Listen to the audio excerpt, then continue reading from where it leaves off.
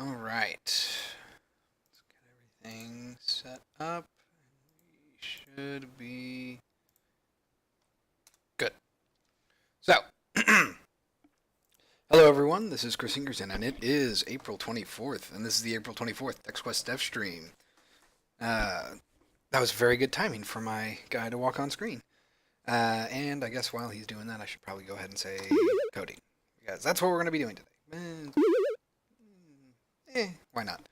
Um, so, today we're going to be continuing our work on the combat refactor, and to start, we're going to be working on defensive options.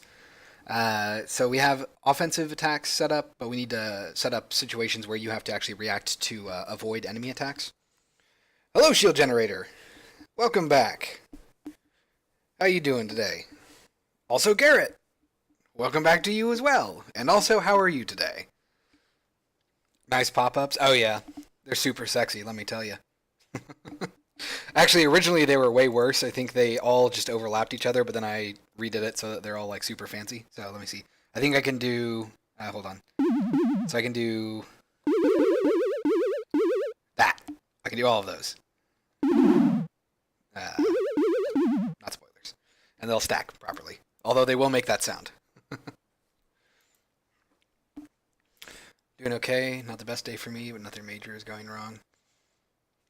Well, that's good and bad to hear, I guess. So I'm glad that nothing major is going wrong, at least. How am I doing? Well, like always, we'll see how the dev stream goes. Pretty good, though, I think. How's TextQuest coming along? It's coming along well. I'm currently in the middle of a refactor for combat to make it a lot more interesting and to let me do more interesting things design-wise with it. Because currently the only way I can really scale combat is to just make the computer better at typing. But with the new system, I'll be able to introduce puzzle elements to combat as well as elements relating to your exploration outside of combat. So it's going to be a lot more of an interesting combat system. And we're like 40% through with that right now. Oh man, Sky. Wow. Like 3 people within the first 3 minutes of streaming. All right, I'm doing well tonight. Sometimes I dream about cheese. I don't think I've ever dreamt about cheese. That seems like it should be a lie, but I honestly don't know if I have or not.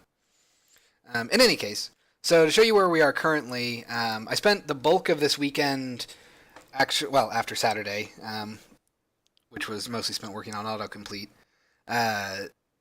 I spent most of Sunday working on basically remaking the scene, but with actual Cinemachine shot tracks, because the way we were handling it before is I have a bunch of Cinemachine cameras that I was turning on and off to basically force it to alert between them.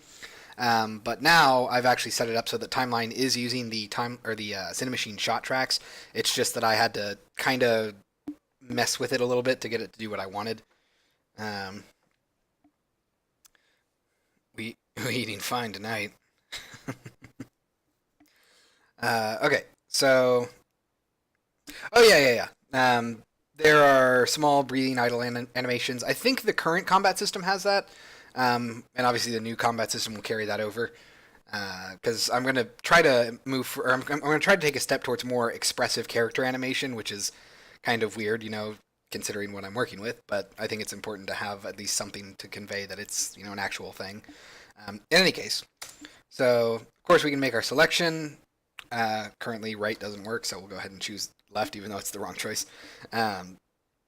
Everything's working pretty much the same, but if we look at it without maximize on play enabled, and we take a look at our timeline, let's go over to intro timeline will work.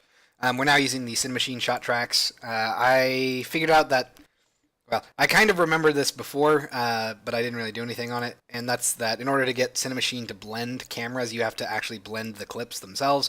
Unfortunately, Cinemachine doesn't actually set the camera that's active. It just temporarily sets it to the top, so I had to come up with a new behavior that would that would manually specify the camera that should be kept in place.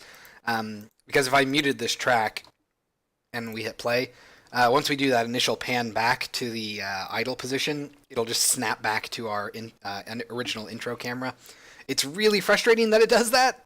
I don't know why they don't have an option to persist choice, Yeah, see, it's super weird.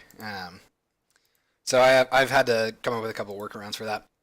But I think this will be a little bit better overall because it's not going to be me constantly activating and inactivating things, and it'll just give me a little bit more control with regards to how Cinemachine behaves. Uh, Doing well. Took some time off my game. Worked on tools for a few days. Oh, that's cool. What tools were you working with?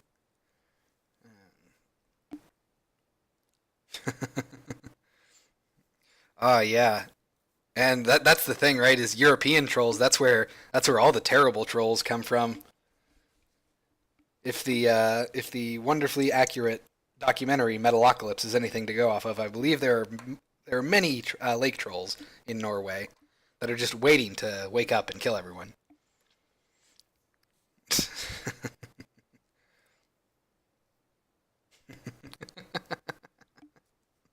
Going troll hunting?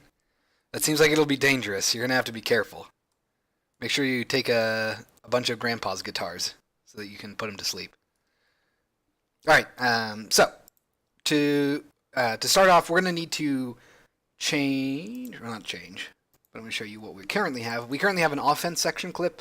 Offense sections are attacks that you, the player, will type in or choose from to either progress further in the combat chain or to finish up the combo or the combat chain with a combo.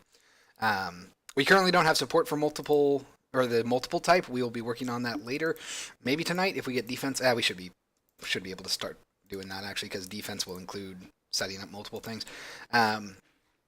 But defense sections are slightly different in that you won't necessarily progress just by typing one. You might have to type multiple ones in sequence.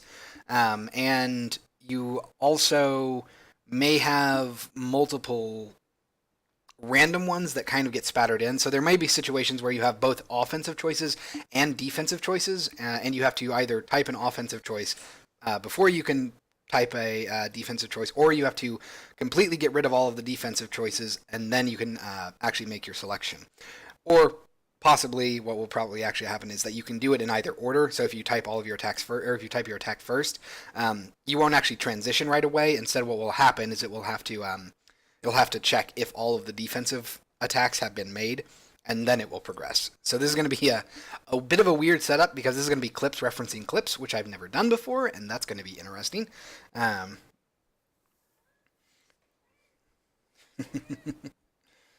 see. Tools, helpers for using non-allocating physics functions, raycast non-alloc, and faster implementation of list.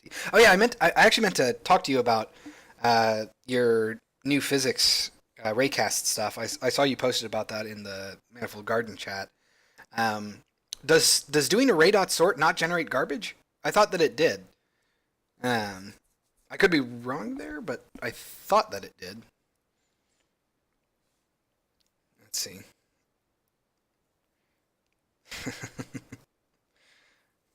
Okay, so we're going to go ahead and jump over to not offense section clip, but defensive section clip.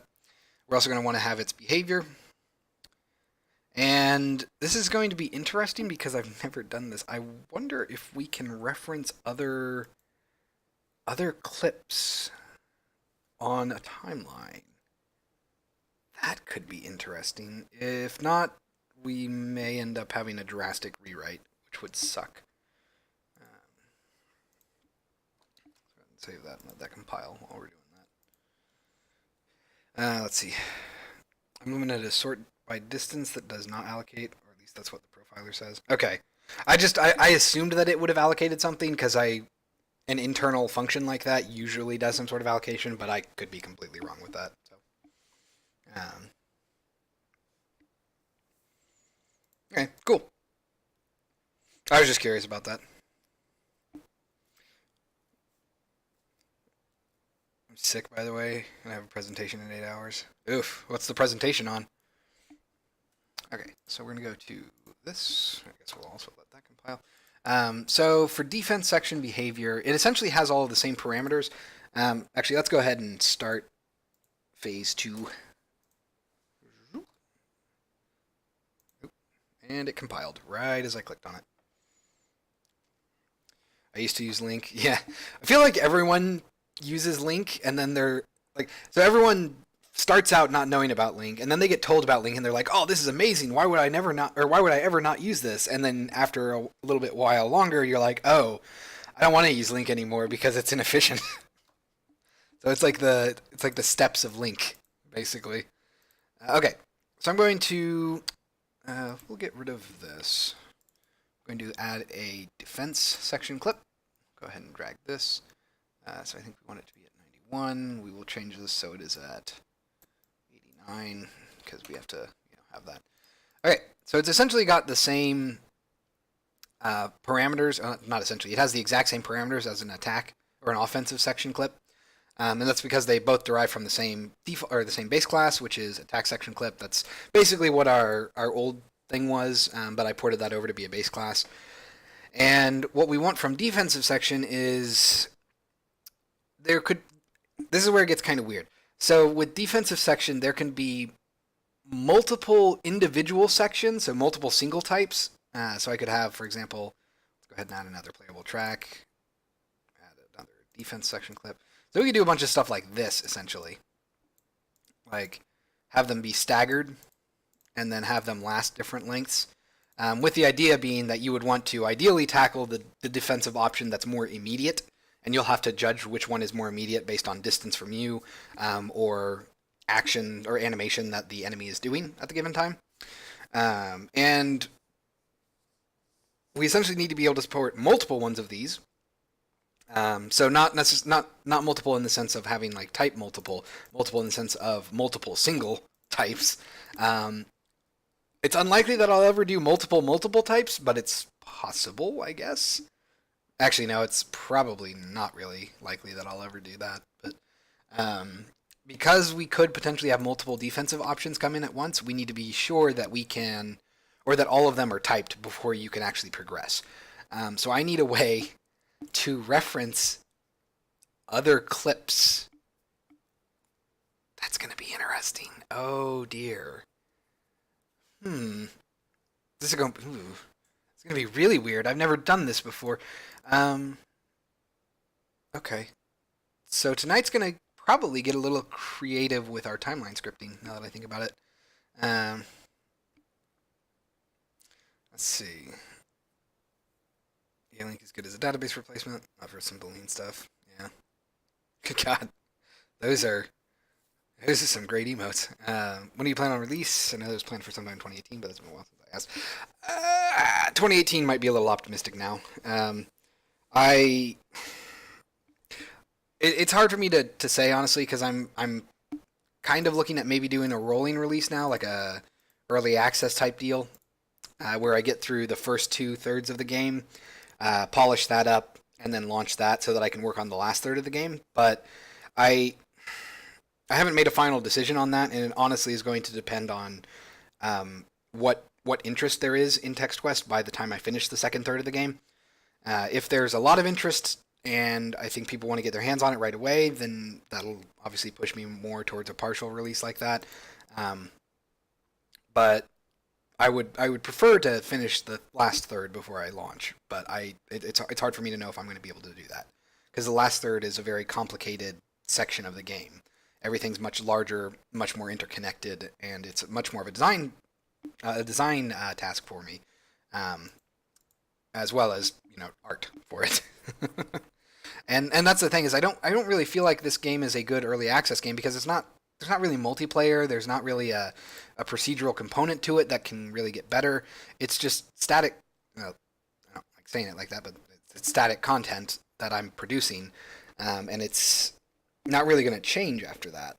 So I mean, there's things like custom adventures, but that's not necessarily something that's going to draw a lot of people in. It's more of a nice thing for people to have, and to help improve longevity, but not necessarily be the thing that keeps people interested. So it's hard for me to really know what I'm going to do there. Anyway, I should probably go ahead and open this up. Okay, so this is where I've never really done this before. So we're going to see what we can do first up. So using Unity Engine timeline. I'm just curious if I can do this at all, which is going to be Serialized field, private. I guess this would be playable clip. Oh, I'm sorry, playable asset. Um, I'll just call this clip asset for now. I want to see if it's possible for me to actually assign a reference to another clip with that field. If it's not, oh, crap. That doesn't work, does it? Because defense section clip is totally it's a serialized class. That's going to do something weird.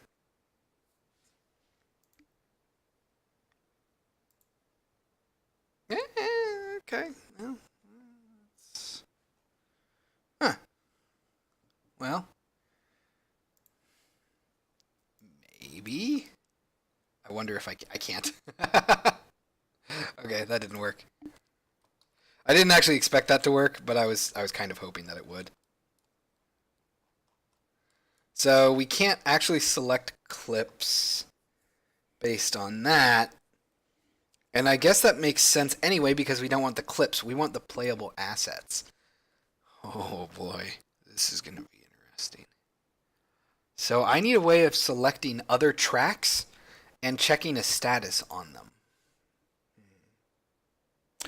Or barring that, perhaps individual timelines that play? Hmm. Mindy and the Ink Machine is a single-player story game that releases story chapters one by one. Yeah, and that's kind of what I was thinking. So I'd have the first chapter, which is the demo, the first two levels, that'd be free because it's shareware. Then having the next 5 chapters, which is the overworld, the second chapter, cost money, and then having the final chapter, the last 4 or 5 levels of the game, cost basically the same cost as another chapter. But the problem with that is that I feel like it's not really structured well as a chapter thing. Like I don't really have a good. I mean, I do have definite beginning and ends to the chapters, but they're not really narrative beginning and endings.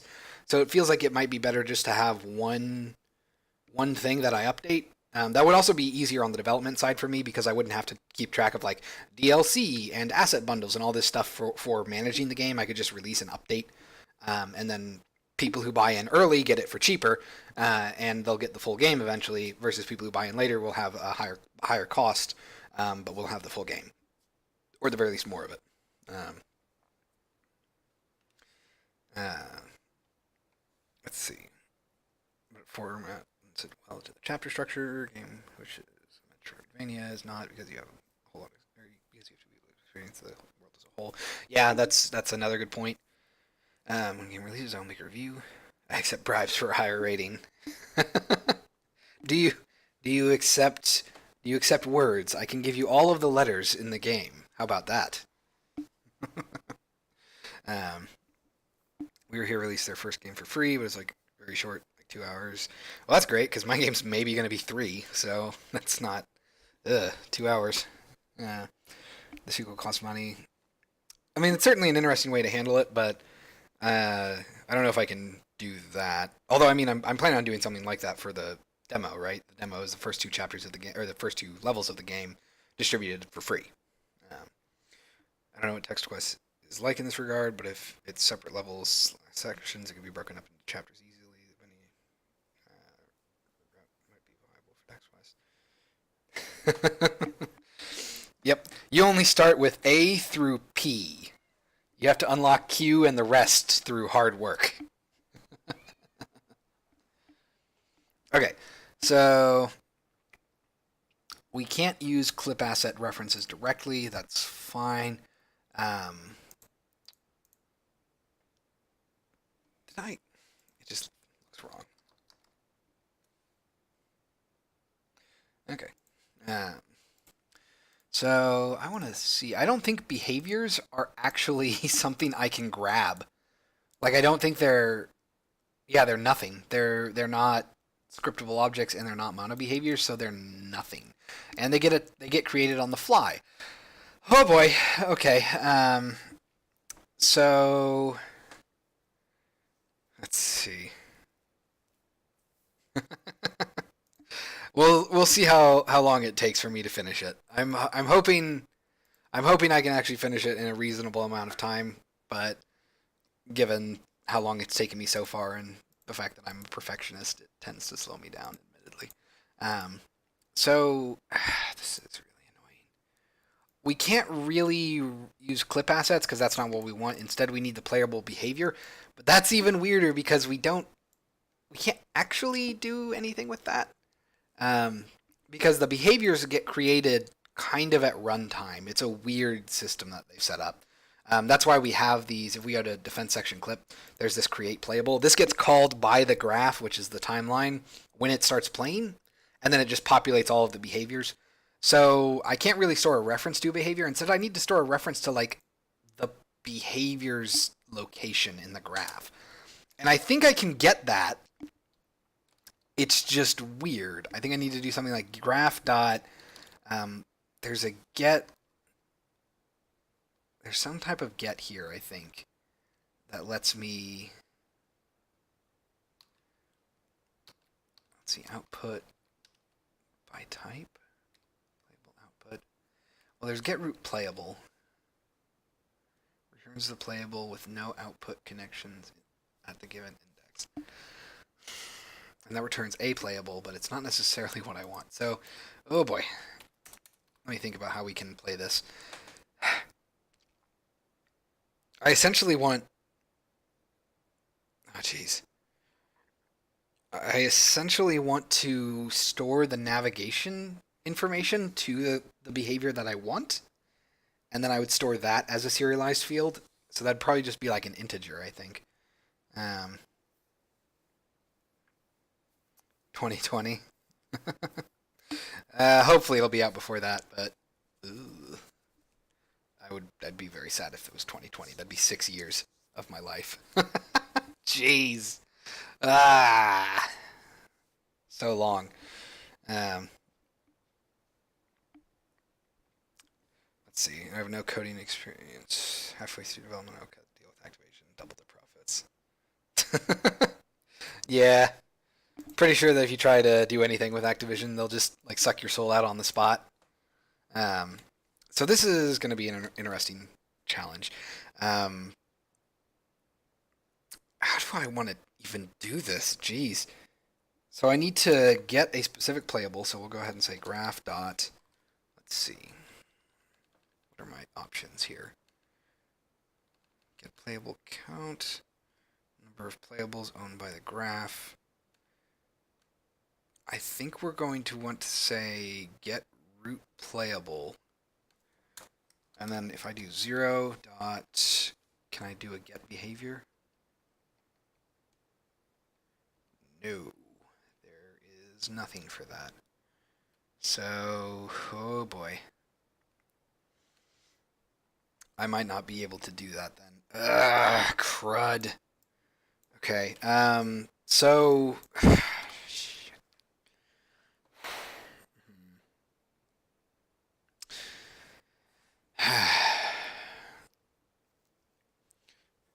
Manifold Garden is going to be close to 6. That's true. But he's also been working full time on his game.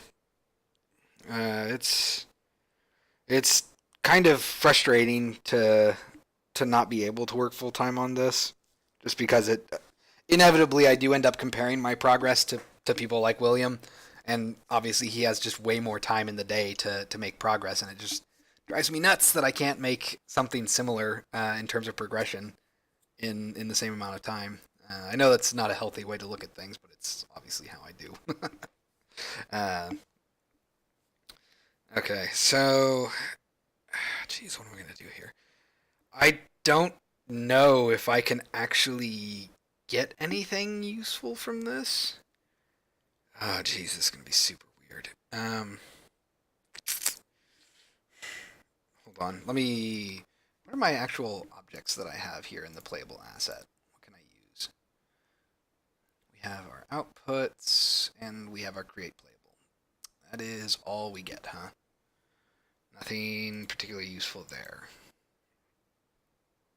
Outputs, okay, so not great here. Okay, so yeah, it's probably a lost cause to try and do some sort of fancy property drawer that would let me select this, I think. Well, maybe not. Let me look this up. I'm curious to see if we get anything from this. So we're going to say Unity timeline reference other behaviors. Wow, this is going to be a terrible search result. Script playable and script behavior. No. Let's try to reference other clips. I'm going to put this up so you can see what I'm searching. I'm basically trying to figure out if I can reference another behavior on the timeline at runtime, but I don't think that it's going to really be something that's easy to do. Okay. So perhaps my approach to this has to be a little more complicated. I took a look at the Cinemachine source code for their timeline stuff, and it's actually possible for me to create a custom timeline track that has a special mixer that does something very strange that isn't actually part of the default clip behavior.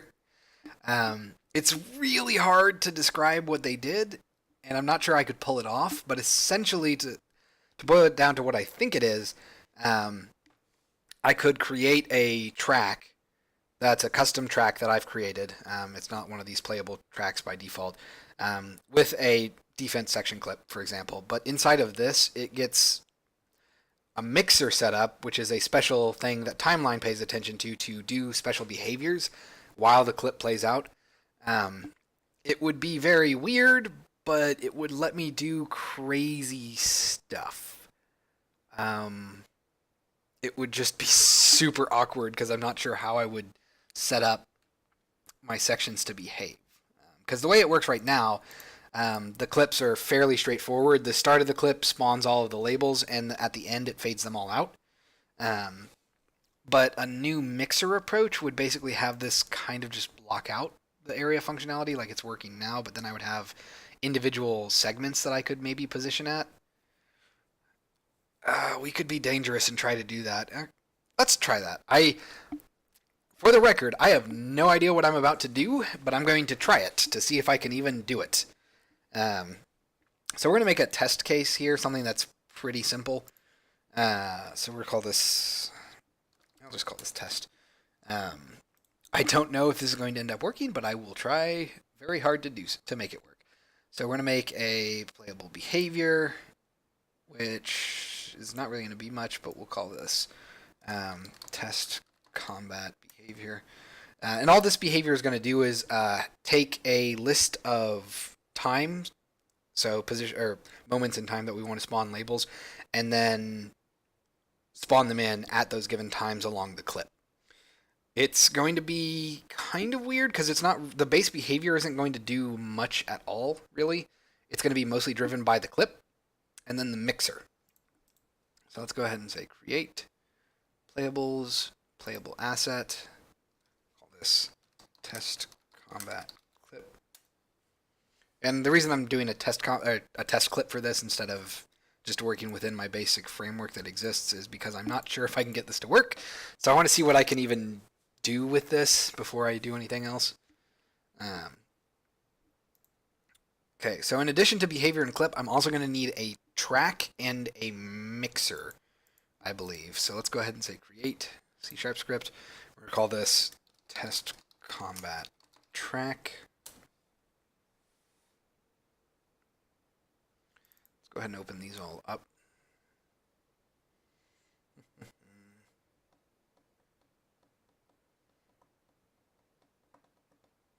All right, let's go ahead and make this text quest dot combat. Not that it really matters, but we'll go ahead and do that. And we're going to need to say using Unity engine dot timeline. This will be a timeline track. I'm sorry, it's track asset. That's right. And we're going to say track clip type of, which this won't work yet, combat. This will be test combat clip. I know this is going to break, but it's perfectly fine for now. Let's go ahead and open up our Solution Explorer. We're going to say test combat, open up our behavior and our clip. Okay, let's go ahead and put these in the textquest.combat namespaces. Grab this, save, paste that in. All right, and let's go ahead and override. We need to create mixer, I believe. Right. And I'm going to go ahead and save this, let this compile, and I'm going to open up the Cinemachine asset. Let's go to Standard Assets, Asset Store, Cinemachine, Timeline. We're going to look at how they handle their track mixer, because they do some weird stuff with it. For the most part, they use it in a similar way that I've used it in the past, where they use it to basically rename their clips. So you can see that they're renaming their clips to match the name of the display camera. But then they create a mixer instead of creating a playable behavior that is Cinemachine Mixer. And this is something that will actually take all of the functions set up in, where are you? In Cinemachine Shot, which is their asset, their timeline asset. And all it really does is just have some basic information on the playable, or on the virtual camera. That's really all it does. So I think what we're gonna do here is, this is gonna be so weird. We're basically going to set up a very basic behavior that gets created. In fact, the Cinemachine Shot behavior, you'll notice, does nothing. Like it basically just has a reference to the virtual camera, and that is it. I'm not even sure if it's used. Okay, no, it looks like it is at least. Just barely. So we're going to do all kinds of weird stuff like this, and hopefully we can actually get this to work. So let's go ahead and go over to Test Combat Clip. We'll get rid of this. Probably going to reference the Cinemachine stuff to make sure that I'm getting it correctly. So yeah, they handle it the same way I handle most of my stuff, which is really quite funny. I don't know why Unity chose to make such a long-winded way of doing this, but that's apparently how it's done. So for the combat clip, we're going to need a couple of things. We're going to need one serialized field. This will be our private combat attack label. We'll call this label prefab. So that's the prefab we're going to spawn in. And then we will go ahead and say we are going to want also a list of times and locations. So we're going to go ahead and serialize field. I would probably end up making this a list of a special data class, but for now it's just going to be two separate fields. So we'll have float. I'll call these normalized times equal to. Oh geez. Ugh. Actually, you know what? I might make this a custom data class just so that it's a little easier on me. So we're going to try this. Oh geez, it has to be done like that, doesn't it? All right. Well, I guess I need to make a separate class real quick. Boo. Come down here. Create script. I hate it when you create a script like right as it finishes compiling, so it just freezes there. Drives me nuts. So we're going to call this test combat data.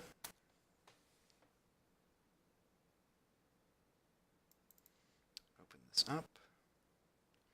All right. Make sure this is in the TextQuest namespace. Dot combat. It's not going to be anything. It will be system.serializable. All right. So this is going to have a public float. Normalized time is equal to 0f. Let's. This is really frustrating. We'll go ahead and say range between 0f and 1f. We'll also go ahead and say public.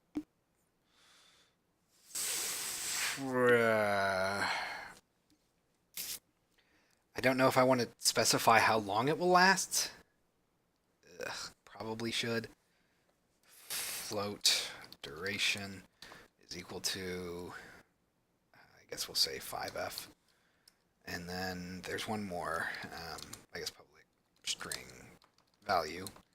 This will be that. Oh, yes, and then public crap. Exposed reference transform. This will be target. Okay, and that at the end of the day means that we also need to have a public transform true target. That's how I've been calling these things anyway. Okay. And that's really frustrating. Let's go ahead and hide an inspector because I don't want it to show up. Actually, you know what? We'll do this. Using sleepyowl.common. I'm just going to make this hidden. Oh. Really? Okay. What is going on here? Okay. What the seriously? What's going on? I thought I had attributes for these things. Let me go to sleepyowl.common, assets, sleepyowlsoft, common. We're going to put this under attributes, animator target, drop down, interface field layer, tag value checks. Huh. I don't. Really? I don't have like an uneditable field? I could have sworn I made one. Okay, fine. Whatever, we'll just leave it there. I guess I did that at work then. I have a custom attribute that I created to handle basically making fields not be editable so that you can display them in the inspector, but you don't have to worry about them being assigned a value by accident. And I also created a view to, or an attribute to hide those types of fields, but not in the same way that hide an inspector does. So I don't really know. Huh. Okay, whatever.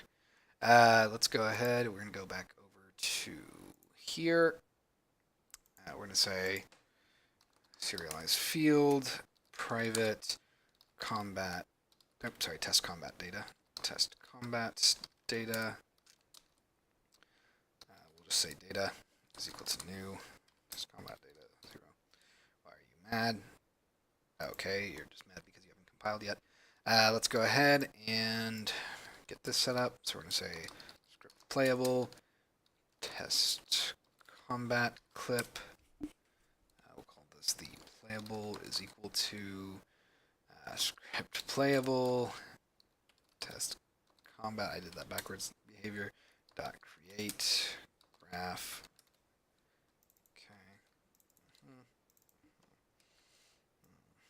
Okay. Test combat behavior.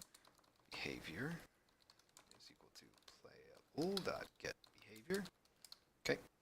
And then we will not really worry about the data or anything like that.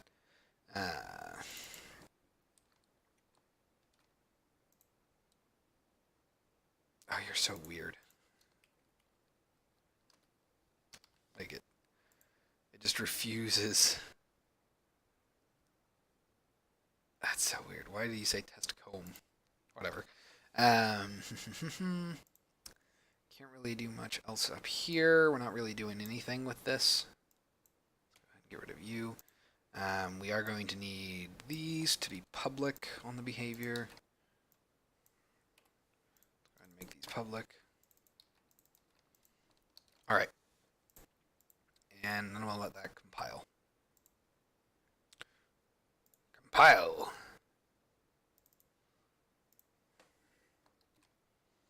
And then while that's going, Oh, the inconsistent line endings that always drive me nuts. Hello, Paul. Welcome back. How are you doing today? We are currently doing some weird, crazy stuff with Timeline that I cannot guarantee will actually yield anything because they're super weird and I've never done them. Let's go ahead and I'm going to close some of these scripts that I don't think I need right now. Mixer. I do want the track. I don't think I need you. Excuse me, I got the hiccups. I don't need any of the defense or offense stuff yet. Okay, so we have our track and we have our behavior. I don't have my clip for some reason. Let's go ahead and go to definition, pull that over here. Doing okay? Doing all right myself. All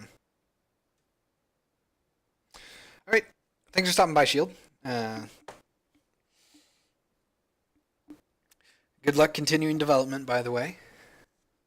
I'm keeping up with all your stuff on Twitter. Let's see. What was the result? Well, the result is a result, whether it's good, on the other hand. Very, very true. Like I always like to say, we'll see how this Devstream goes, and then I'll tell you how I feel. Okay, so we have our clip set up. I guess we can go ahead and do behavior dot label prefab is equal to label prefab, and then behavior dot data is equal to data. And before we finish up, we have to do for int I equals 0, I is less than data dot length, I plus plus. Oh, that's not plus plus. That's underscore. We're going to say data of I dot true target is equal to data of I dot target dot resolve graph dot get resolver. Okay. Okay. Then we can go over to our track, and we are also going to need our mixer, which I have not created yet. Oh, inconsistent line endings, huh? I see how it is. Okay, save that real quick. And then I'm going to need to make a test combat mixer. Because I can't have nice things. I have to have like 4 extra scripts just to test this out. Okay. If it actually compiles. Oh, come on. Work with me here. Create. We're going to make another C# script. I'm going to call this test combat mixer. That should be what we want to call it.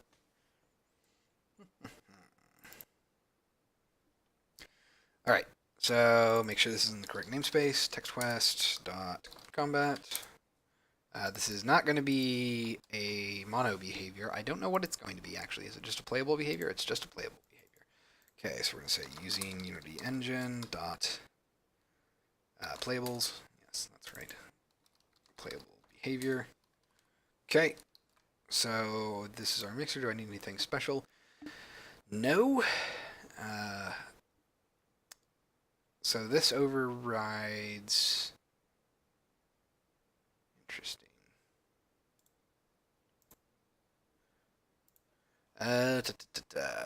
Mostly process frame and graph stop, so it's not really doing much to start off, which I guess is fair. So we're going to want to do a couple of things. First up, let's go ahead and set up our track to behave the way we would expect it to. Let's go ahead and set like a track color, because that's the most important part of this, obviously, is the color of the track. I don't know, what would be a good attack track? I guess we'll do red. 0F. 0F. Okay. And Cinemachine track had a couple of other things. Oh, interesting. They serialized the track asset? Is it not already serializable? It's a playable asset, which itself is not, but it is a scriptable object, which I believe is. Well, okay, that's an object, which I believe is. Oh, crap. Oh, no, I peaked a system DLL. That's never a good thing. Okay. So, okay. I apologize, by the way, ahead of time. This is probably going to be accompanied by a few more pauses than normal because I'm trying to figure out what to do because I've not done this before. And I'm hoping that it will work, and if not, I will be sad.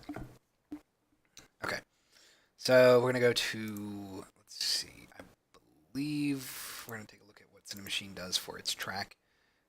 It just creates the mixer, and then we set input count to set input count mixer. Interesting. Set input count. I wonder.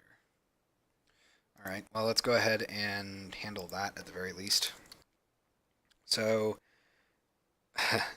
we might also delve into creating timeline display effects. I've not really done that before, but I'm wondering if I can. Because I think the end goal here is that we're going to create a timeline clip that can play multiple attack labels, or that can create multiple attack labels at different times in the clip. And I would probably want to indicate those times with a line so that you can see where a combat label gets set up. And then ideally after that, we would have like a diagonal line showing when it would fade away. But that's set dressing. Now I'm not going to worry about that. This is kind of mostly me just trying to figure out how to do more crazy timeline stuff. So we're going to say script playable, and this will be test combat mixer, and I guess we'll call this mixer is equal to script playable test combat mixer dot create graph. Is that what Cinemachine did? Yes. Okay. Then mixer dot set input count, and then input count. Interesting. I think that's the number. Oh, okay, I get it. I think input count is the number of clips on the track.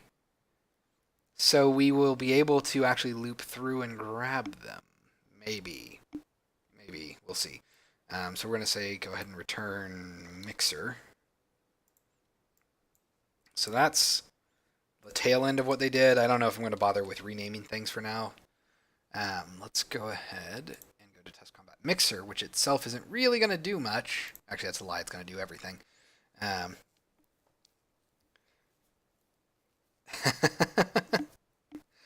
Back to steal my code. Well, it's going to definitely be hard to do that if you die from Ebola, so hopefully that doesn't happen.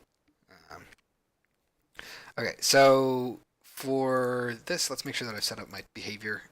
Okay, that all looks fine. It's going to be normalized time. We should be good. Let's go ahead and get back over to here. I'll say override. We're going to want to have, on behavior delay. Huh. I don't remember that being a thing. Let's see, on playable create. We do not care about that. Excuse me. I hate when I sneeze on air. Okay, so I want prepare frame. This is interesting. I thought I had unplayable. Really? Does it not? It's a play. Oh, that's a playable behavior. Oh, no, it's a playable behavior. Interesting. Okay. So we're gonna want to definitely have on prepare frame. So this should get called anytime. Basically, it's like an update function. It happens every frame. Yes, that is correct. I want to make sure that this is the same for everything else. So we're gonna want to have. I don't want on graph start, right? That seems like a weird thing to use. I thought it was. What's the difference between these two? Because this one totally has things like override. I guess it's just on behavior play, isn't it? That's just what it is. I've gotten used to having it already there. Okay. We don't actually care about on behavior play, and we don't really care about on behavior end. We just care about prepare frame. make sure a function is called during the process frame phase of the playable graph. Let's see, frame data structure that contains information about the current frame context. Also, I love that player data does not have any freaking comment, because of course it doesn't. Okay.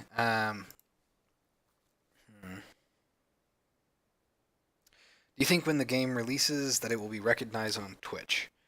I think there's definitely potential for it to do all right on Twitch. I don't know how well it would do. I feel like puzzle games in general are not really the prime demographic. Like, they're not the prime game genre being streamed on Twitch, but that just means that, there's an opportunity there. I know that there are lots of players or people that play things like The Witness or the Talos Principle,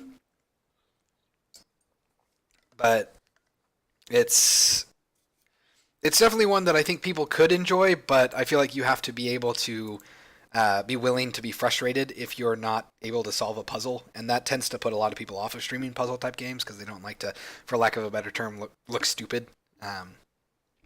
And I don't think that getting stuck on a puzzle necessarily makes you stupid. It's just that people might think that it does. I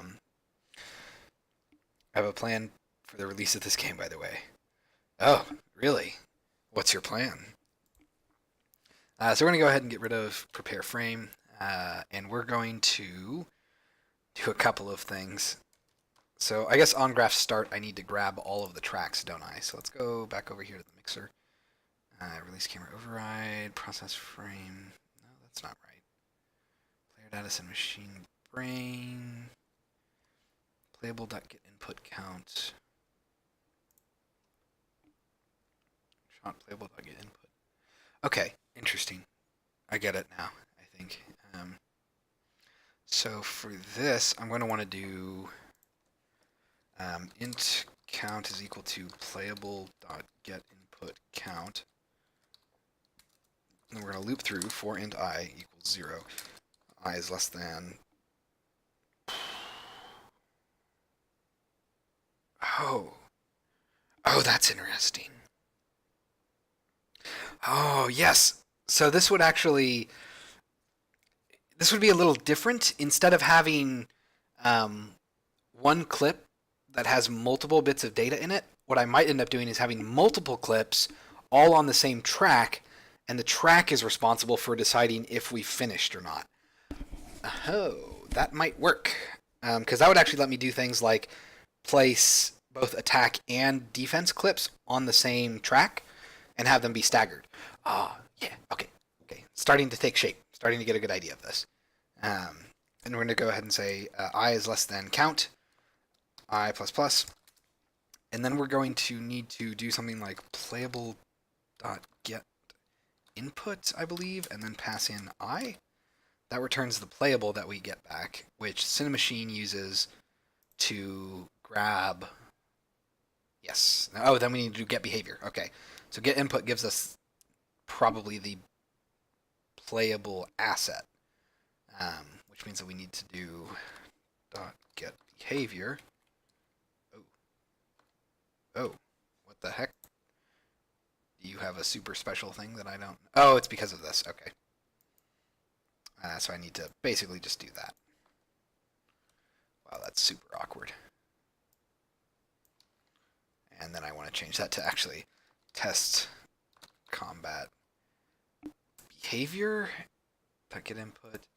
Dot get behavior. And then we're going to... Oh. And then we're going to say test combat behavior. Behavior is equal to that. Oh, geez. Super convoluted way of doing that. I'm buying it for me and many streamers I know that I think will be interested. Oh, cool. Well, actually, I mean, if you know a few of them, when we get close to release, feel free to talk to me, and I can probably create keys for you to give out.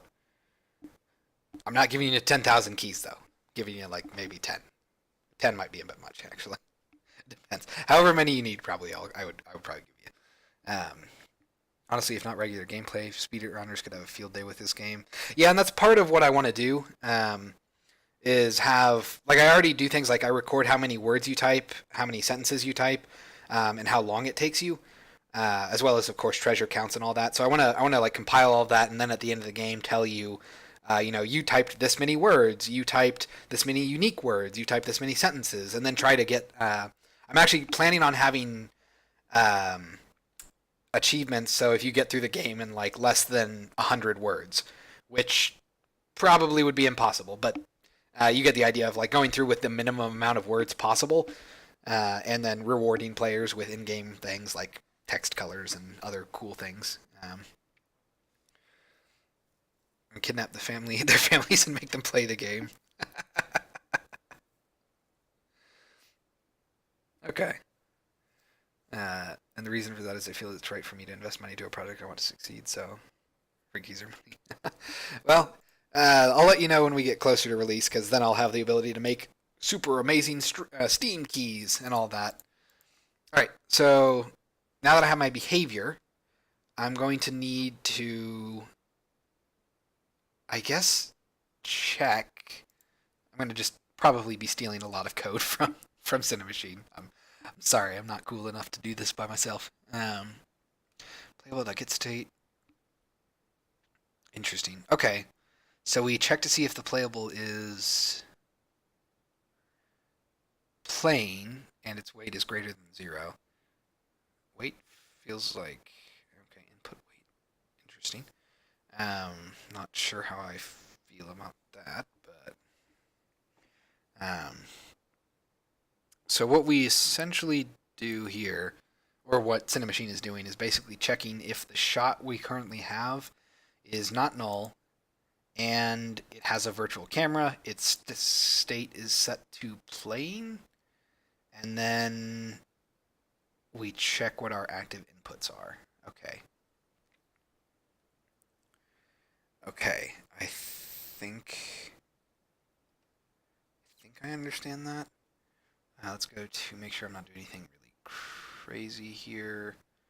Player data. I think player data is. Oh crap! This is also done on process frame, not. Crap. Where are you? Mixer. Here we are. Not prepare frame. So I think need to do process frame. Ugh. Hold on. Let's get rid of this. Move this up. I guess that makes sense. Process frame would be the actual update function equivalent. It's borrowing without asking. Well, to be fair, it's an internal Unity script. Well, it's not even an internal script. It's one that they freely give out, so I'm sure they would be fine with me doing this. Besides, I'm not like cut and paste. I'm just seeing how they handle things. So we need to get the behavior, and then I need to basically figure out what to do with it. So we're going to. It's so weird though. Like, does input count? I'm not sure. Let's go ahead and go over to Mixer again. So we're going to get our behavior, and our behavior will have. Well, currently it has information on when it plays, but we don't actually care about that. So instead, we should simply just have it do what it needs to.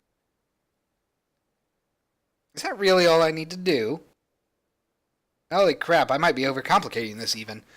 I might not even need to do that, actually. I might be able to set this up so that that each behavior, when it spawns in, will basically be listened to by the mixer, and then when the behavior is finished, the mixer will flag it as finished, and then once all of its behaviors are finished, it will jump to the end. I think that would work. But before I get ahead of myself, let's make sure that it would. So I'm not going to really pay attention to this data for now. I guess what we're going to do instead is just send out a bunch of debug logs, and I think that will work just fine. So we're going to get our behavior, and then we need to determine if it's playing. So we're going to say if behavior dot Get type. Oh no, it's not behavior. It's if playable. Okay, playable dot. Ah crap. Play state. Yeah, get play state is equal to play state dot plain. So basically, if this playable is plain, then we're going to want to do something. We wouldn't want this to happen every frame. Ideally, we would just have this happen once. Let's see, if shot is not equal null and shot, oh, I guess we should probably do that. If behavior is not equal null and playable.get play state, all that stuff. I suppose I could simply, just to see what happens, we're going to debug.log behavior.data 0 dot was it value? Is that what I? Yeah. Okay. So I'm just curious to see what this does, because I have no idea if this will do what I expect it to. So I'm gonna make a test case. Freaking ridiculous. I hate the multiple line endings thing. It drives me nuts. It's borrowing without asking. No one will know. No one except for me. But you know what they say. You are what you are when you think no one's looking. Okay, so we're gonna clear this out. I'm gonna make a new timeline. It's gonna be called a test timeline. I probably should actually assign a playable to that first. Playable director, not have it play on awake. We are going to have. Let's go ahead and turn off start combat test. I guess we'll go ahead and have this play on awake as well. We're gonna create a test case. Say create timeline, which is always super weird because it's far away from the rest of the playables. We're gonna call this test timeline. Okay, we're gonna go to game object, assign this. We'll rename this as test director. Cool. Let's go ahead and save. And now I'm going to add a bunch of stuff. So we're going to make a track group, and this is going to be, I don't really have a thing for this, so I guess I'm just going to call it test. We're going to add a test combat track. We're going to add a test combat clip. And we're just going to have this be one clip for now. We don't care about anything here besides having one data class. Yep, because otherwise it's going to complain all the time, aren't you? Please tell me you're not doing this live. Oh, you are. You are doing that every single time. Okay. So we need to go ahead and do this. If application.isPlain. Oh, this is one of the most annoying things about working with timeline, is that if you don't wrap all of your functions with this if application.isPlain, then it's going to fire in the editor all the time, which probably about 50% of the time, you don't really want it to do that. So I'm going to go ahead and just give this a value of test. And we're just going to see if it debugs that test call every frame. I'm assuming that's what it's going to do right now, but I could be wrong there. So let's go ahead and hit save. I'm going to let this run. I'm going to turn on the console. Oh, that's nothing. Okay. We're going to go ahead and hit play. Keep an eye on the console. Maximize on play is turned off so that we can look at that. And I think what we'll see is, yeah, that. So every frame, that got called 582 times in 300 frames, which is probably not great. I would argue that it's definitely not great. Wow, it's like roughly double. Not quite double, but okay, whatever. So that is debugging every frame. That's correct. That's what I was expecting. But we need to set it up so that that's not the case. Or actually, at the very least, what we want to do is say add test combat clip. I'm going to Oh, interesting. They're blending by themselves. I didn't tell them to do that, but that's okay with me. Um, I'm going to change this one so that it says test 2, and I want to see if this will. Oh, okay. I'm going to hit play on this. I want to see if it will debug both of them while both of them are active, and then it will only debug test 2 while test 2 is active, only test 1 while test 1 is active. That is clearly not correct. Okay, so that means we need to change our approach up. Um, I guess that means we're going to do woof. Woof, woof. Okay. So it's going to be this.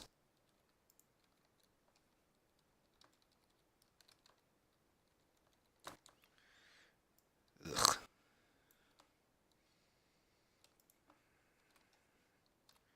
Okay, so I need to say script playable. Ah, crap. I did that wrong.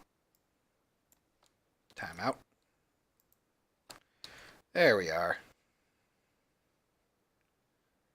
And I think we want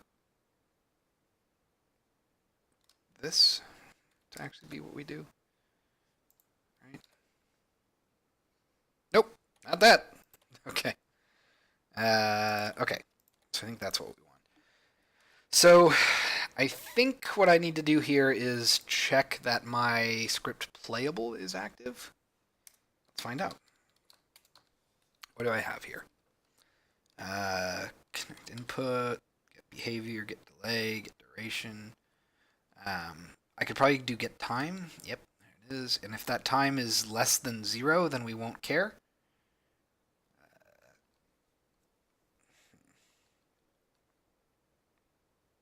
I think that's what we would want.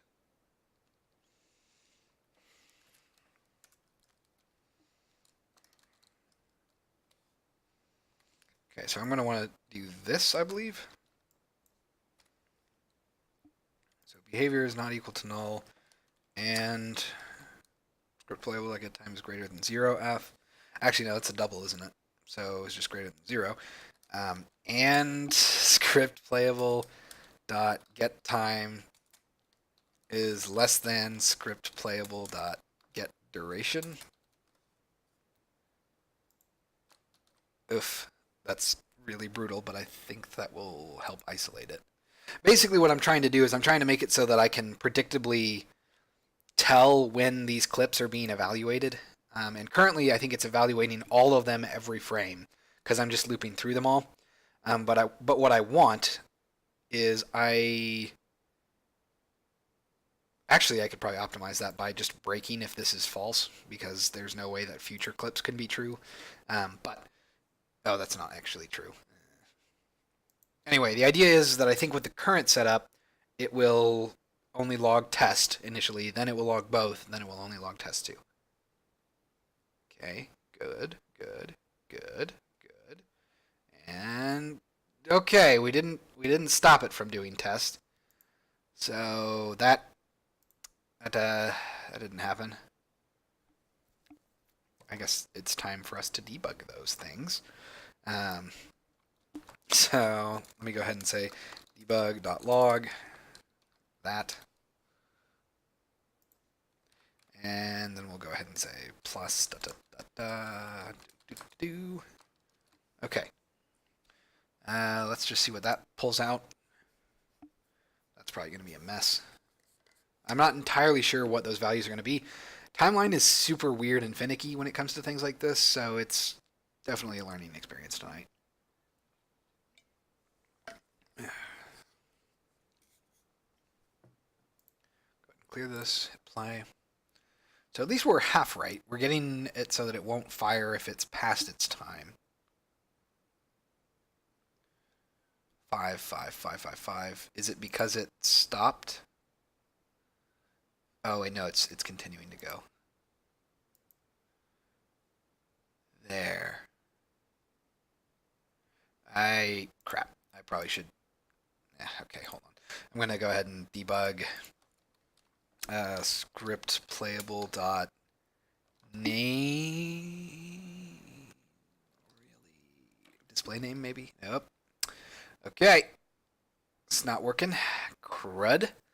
Perhaps I can do. Oh no.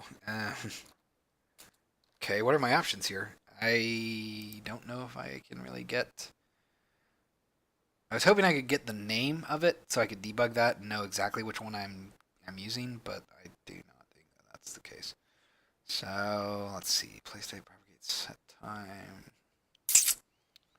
Nope, nope, nope, nope, nope. Okay. Well, I guess I can always just debug the behavior dot data 0.value plus this, so that I can at least know which one is which. Otherwise, it's kind of weird for me to look at these numbers. So it looks like once it gets past 4, it never actually passes 5. You'll notice that it's like really close to 5, but it's not actually at 5, which I think this is a similar thing that we were running into with it not firing events at the end of a clip if that clip touches the very end of the timeline. So it must stop evaluating like 1 frame before it actually gets past 5, which is incredibly infuriating. But just to be sure that that's actually happening, we will debug.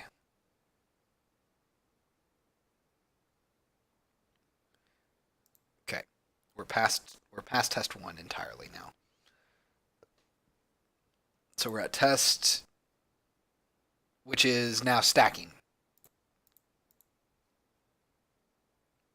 Oh, but you are not. Okay, let's see. Test. It's all test 2s, except for here. Okay. So yes, that is apparently freaking really fine. So the problem is that it evaluates 1 frame short, which means that I probably actually need to do this get time minus float dot. There's a thing here. Is it epsilon? No. I always forget what it is. There's a float value that is. No, not that. Essentially, like the small amount of error that floats tend to produce. So we're going to say math f dot. Maybe there's. Okay. Crap. I don't remember what it is. Well, I guess I can always just do dot or minus info dot delta time. So let's see if that does it. That's very, very sad. I really wish that Timeline didn't have weird quirks like this. I mean, to be fair, the system that they're working on is super weird. Like, this is obviously a very complex tool. But it has these weird quirks like this, where it's 1 frame shy of actually evaluating all of its frames. And it's just really frustrating. It makes it hard to work with. Okay, so we're going to be testing, then test 2, and then this is pretty much worthless, isn't it? Because we're not actually getting anything. Dang it! This is continuing.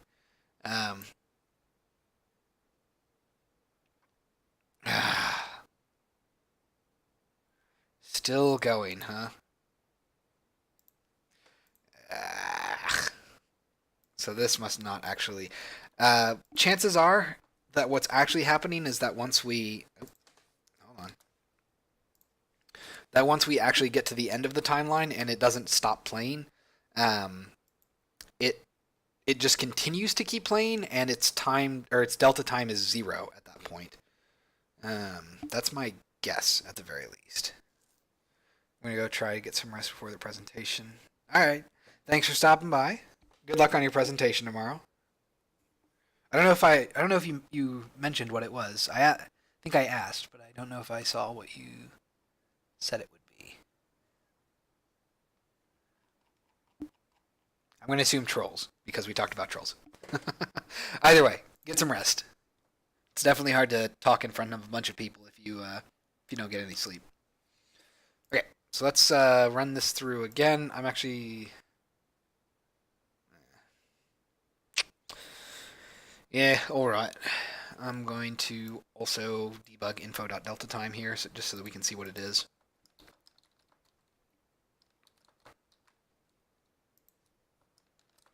Because I'm mostly curious. I want to know if it gets set to 0 at the end there.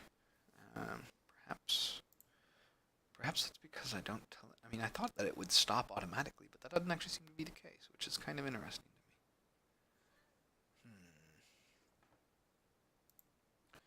So let's select our test director. Wrap mode is none. See, I would expect this kind of behavior on hold, but not none, which is super weird. Okay, so let's go ahead, clear these out, hit play again.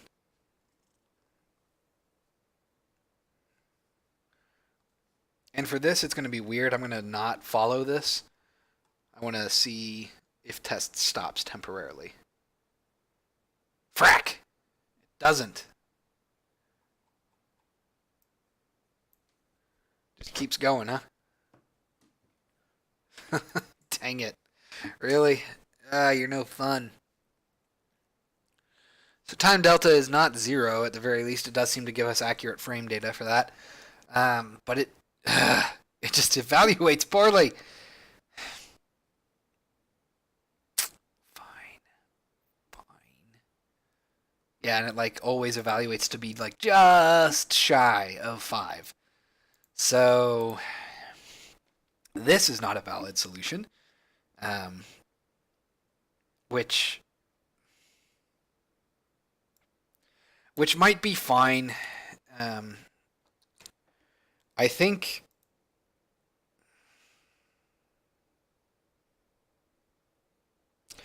I think what we're going to do is instead of on process frame, we are going to...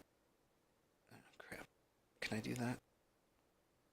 Yeah, let's try this. So I'm going to go ahead and say override on behavior play, override on behavior pause. We will get rid of you and get rid of you. And we're going to try a couple of things. First off, I'm going to come over here to combat behavior. We're going to change this. We're going to change all of this, actually. We're just going to have this be a public string.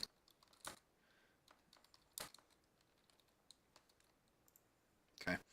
We're going to get rid of all of this. We'll make this a string.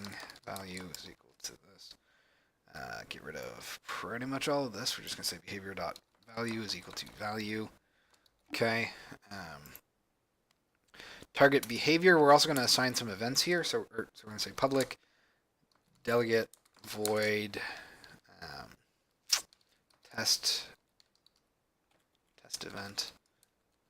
Okay, and we'll say public event test event on start is equal to delegate. Oops. Public event test event on end is equal to delegate. So we're going to assign event listeners on play. So we're going to say override on behavior play. We're going to say override on behavior pause. We're going to say on end. On start. Again, we're going to have to say if application.is plain. Go ahead and grab all of this, paste this on end. Okay, and let's go to back to our mixer. So on behavior play, we are going to debug.log test. And we're also going to go ahead and say frack. Go ahead and comment this out. Say private void on behavior start Ah, crap. Hold on. Go back here. We're going to give this a string. Or string. String. We'll call this value, I guess. We'll pass in value. And we'll pass in value. These are just identifiers so that I can easily tell which clip is playing at a given time. We're going to go back to here. Don't need to do anything there. All right. This is going to take a string value, and this will just say debug.log start plus value. Copy this. Pretty much going to do the same thing, but for ending. So on behavior end value. Okay. So what we're going to do is on behavior play, we will get all of those event listeners in place. So we're just going to say int count is equal to playable dot get input count. Okay, and then we're going to say for int I equals 0, I is less than count I plus, I plus plus. Let's go ahead and wrap all of this while we're here. If application dot is playing. Okay. Okay, we're going to say the fun stuff, which is going to be do I care about the script playable? Whatever, I'll keep track of it anyway. Script playable. This is going to be test combat behavior. Timeout. Gotta set this up properly. We'll call this play is equal to script playable test combat behavior, passing that into playable dot get playable. Wait, hold on. Was that it? Get input. There we go. Dot get input. Get input of I. Okay. And then from there, we can say test combat behavior. Behavior is equal to play dot get behavior. Okay. And then we're just going to say behavior dot on start plus equals on behavior start. And then behavior dot on end plus equals on behavior end. Excuse me. I'm going to go ahead and copy all of this. On behavior pause, we are essentially going to do the opposite. We'll just subtract these event listeners. Okay. I am curious to know how this will work. If I'm correct in my assumption, which, I mean, when have I ever given you a reason to doubt me, obviously, what should happen is it will play when the first test combat clip starts. It will play when the second combat clip starts. And when I say play, I guess I mean debug the value that the combat clips have. And then it will also log when they end. I'm not sure about the final frame, actually, because it might be one of those frustrating situations where it doesn't end properly, so it doesn't actually do anything. Okay, so first things first, let's go ahead and set up our values. I'm going to call this clip 1, call this one clip 2. Okay, let's hit save in case some horrible crash happens. And then let's test this out. Fingers crossed. Start clip 1, start clip 2. We got an end clip 2. We don't ever get an end clip 2, which is what I was admittedly expecting. And we never get... Oh, we do get a test 2, which is perhaps okay. I am going to put in a activation track and just have that slide over. And then we're going to try this again. I'm curious to see if we get reliable start and ends now. Because keep in mind that for some reason end is always called, which is super awkward to me, I feel. So end. Okay, yeah, end did get called there. And start clip 2 and 1 got called. Okay, so those behave as I would expect.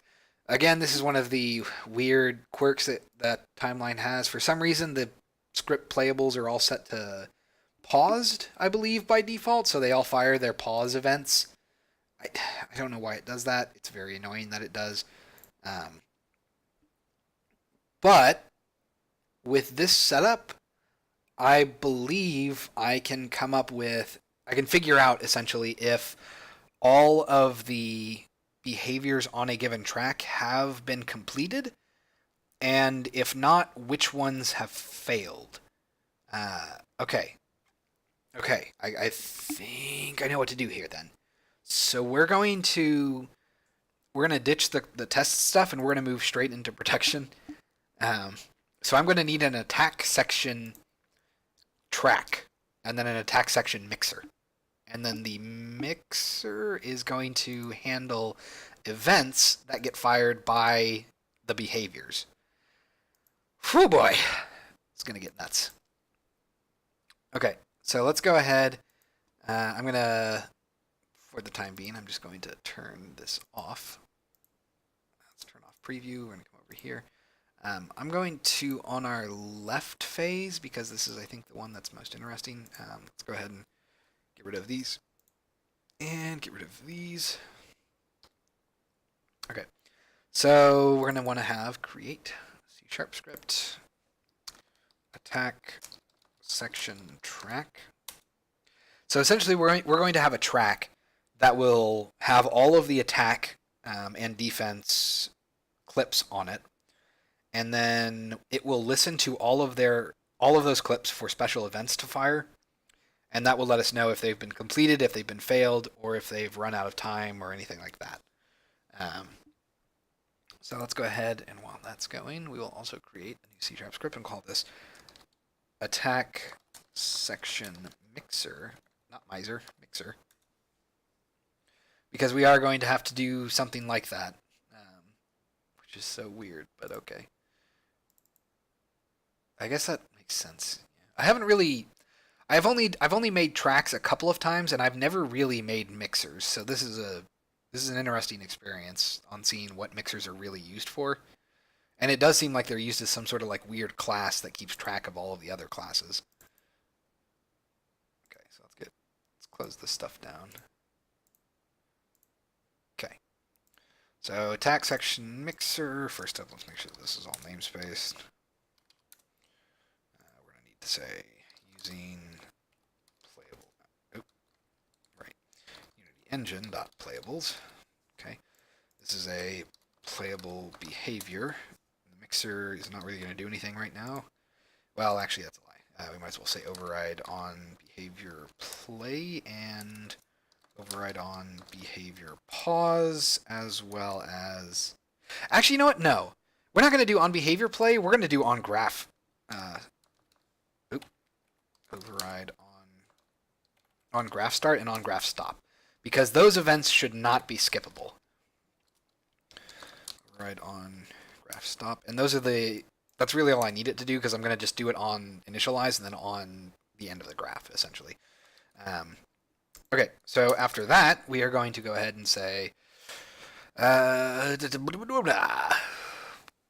we don't actually care about anything else for now.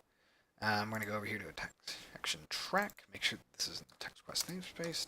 Combat. Okay, and then this is going to say using Unity engine.playables followed by using Unity engine.timeline. This is going to derive from track asset. Okay, we're going to override create track mixer.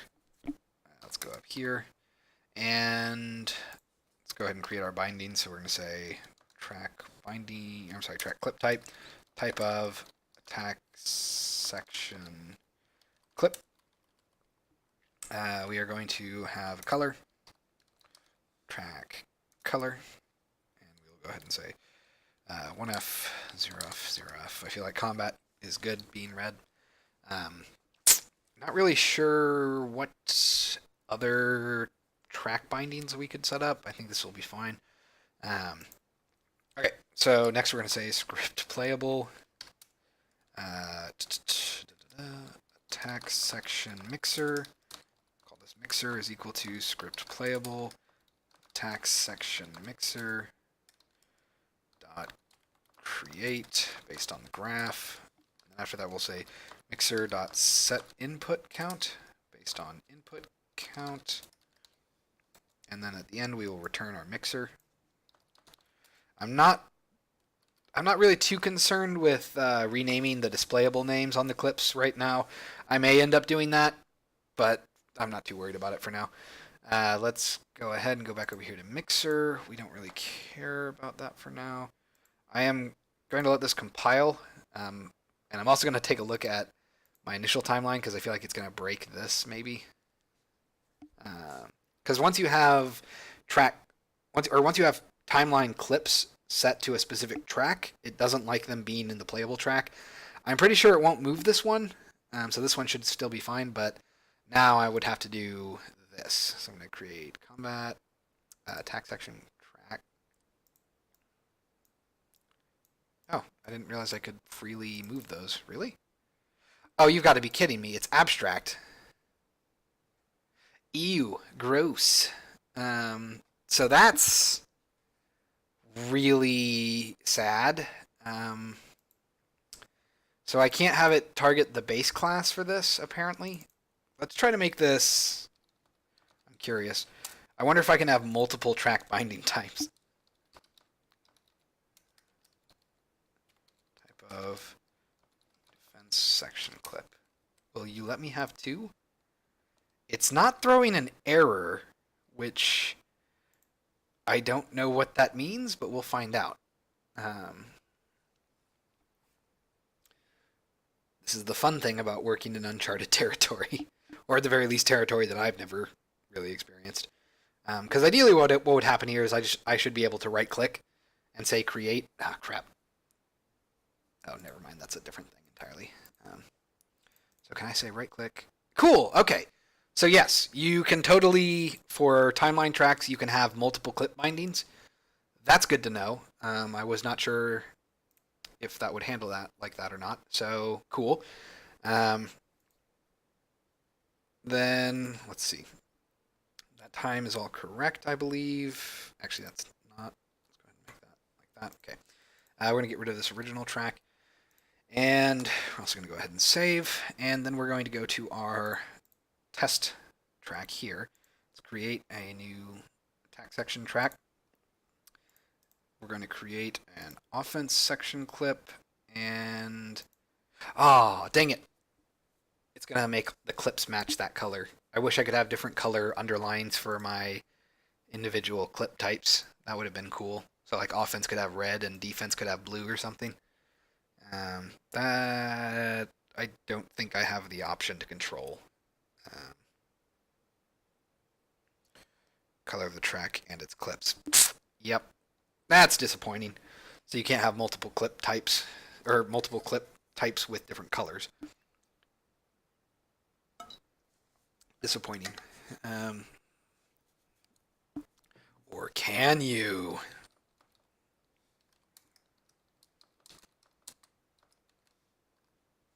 Okay, I didn't think so, but I was kind of curious to know if that would actually work. So we have our mixer, and it's doing pretty much everything we would well, it's not doing anything right now. So we need to change our sections to fire those things. First up, let's go to definition here. Tag section clip. Oh, right. Crap. That's not what I want. That's not what I want at all. Let's go to definition here. Here we go. Go to definition, and then go to definition here. Let's drag that over here. Okay. So that's not great.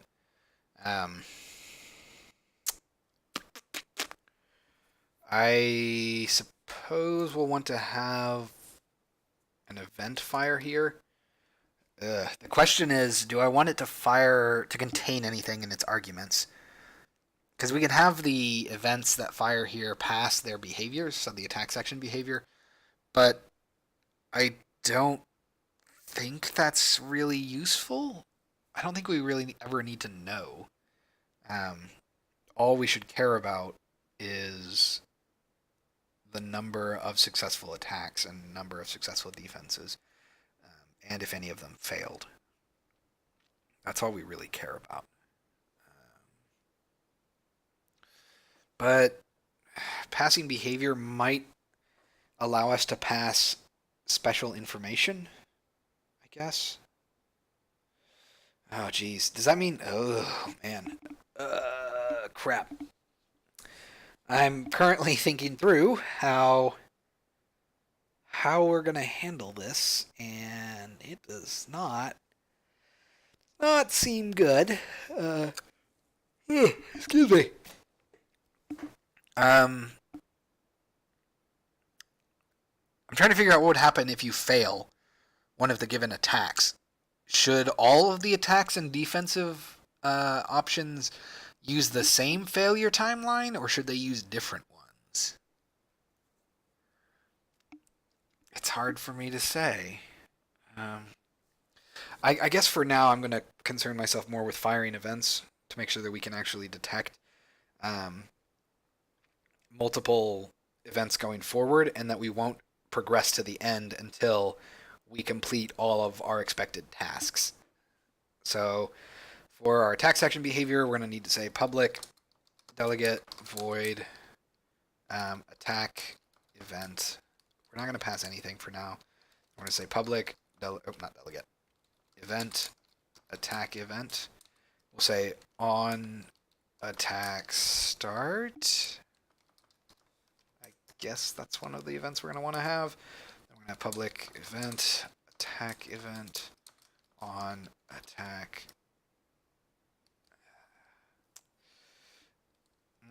failed, or on attack fail, I guess, is equal to delegate and on attack complete.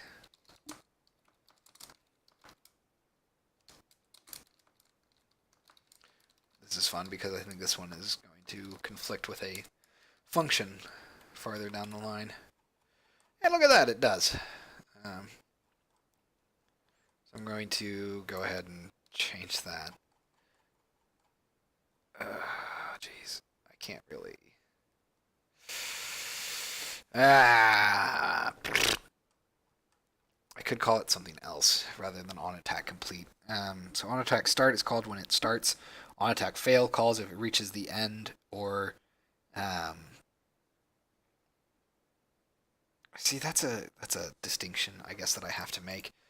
So let's go ahead and say public event attack event on attack end. Let's delegate. So on attack end would be called in cases like there are multiple things on screen and you don't have to get them all. So if one goes away, it would still call on attack end. I think that would probably be fine. But that should be distinct from on attack fail, because if you don't complete something that's an optional attack, then it shouldn't cause you to fail the sequence. On attack complete, I can't call it that though. I guess I should probably just do this.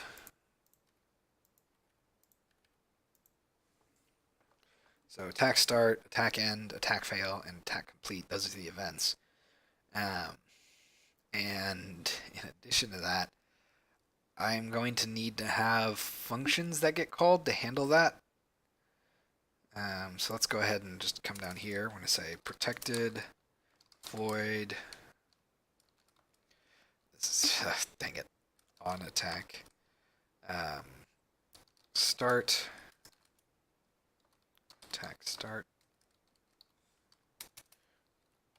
Protected void on attack end. Attack end. protected void on attack. Crap, what was it? On attack, not complete. Fail. And indeed it was. Attack fail. And protected void on attack completed.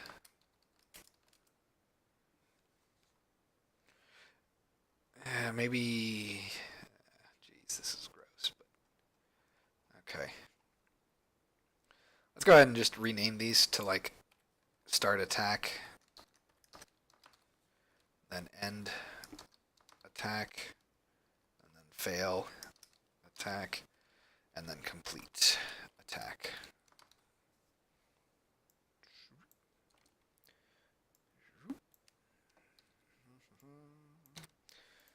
All right, and that's going to call obviously attack complete. So those are the events, and the reason that I made these protected functions is because derived classes can't call base class functions, or not functions, base class events. I don't know why. It's very annoying that that's the case. So I just have these functions in here for convenience sake. And our derived classes shouldn't really ever have to handle these events. They should just be able to call when they start, end, fail, and attack, or complete themselves. Okay, so that is the events taken care of. Then we need to go to our mixer, and we need to say int count is equal to playable, not payable, playable, dot get inputs, input count, I believe is what I want. Then we're going to say for int I equals 0, I is less than count, I plus plus.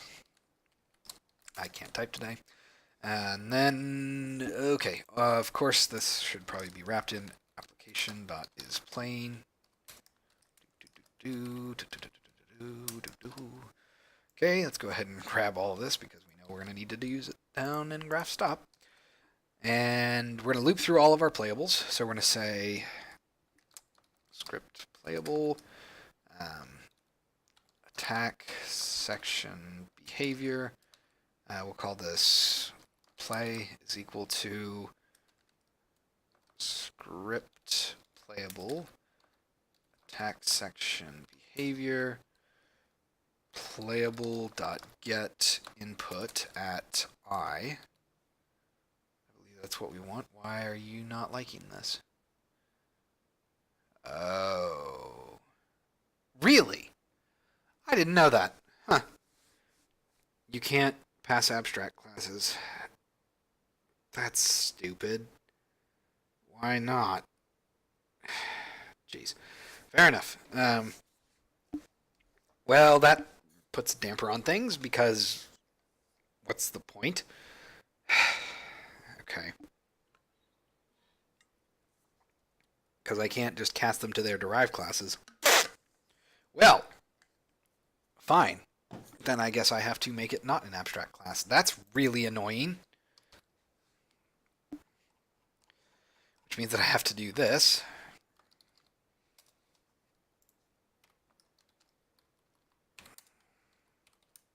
Oops. Okay. I don't like doing that, but apparently I do have to do that. So let's go back to our mixer. You shouldn't complain anymore. Good. I actually legitimately wonder if this will even work the way I expect it to, but it might not. Okay, then we're going to need to say attack section behavior is equal to play.getBehavior. I wonder if this will work. Okay, so that can apparently be done, but this is just asking too much. Sure, whatever. Okay. I wonder if that means that I could just do this. Nope. Has to be a script playable, huh? Okay, that's fair. All right, so what we want to do is we want to say if play does not equal null, or I guess actually rather if behavior does not equal null, we are going to assign our event listeners here. So we're going to say, we're going to need to come down here. We're going to have to say private void on attack start. Private void on attack end. Come on. There we go. E did not want to capitalize there. Private void on attack. Was it fail? Private void. Oops, void on attack complete. Okay. Crap. On attack complete needs to send information. Crap. That means all of them need to send information. Okay. Let's go all the way over to here. And we are going to say, we're going to go up here to the top, and I guess it's going to pass and attack section behavior. So they're all going to pass this. This. Not exactly the best, but I suppose it'll work. Okay, we'll go back to our mixer, and on attack start. Oh boy, this is where it's going to get fun. Before we handle any of that, we're going to finish this up. So we're going to say if behavior is not equal to null, then we'll say behavior. Really? Behavior dot attack start plus equal on attack start.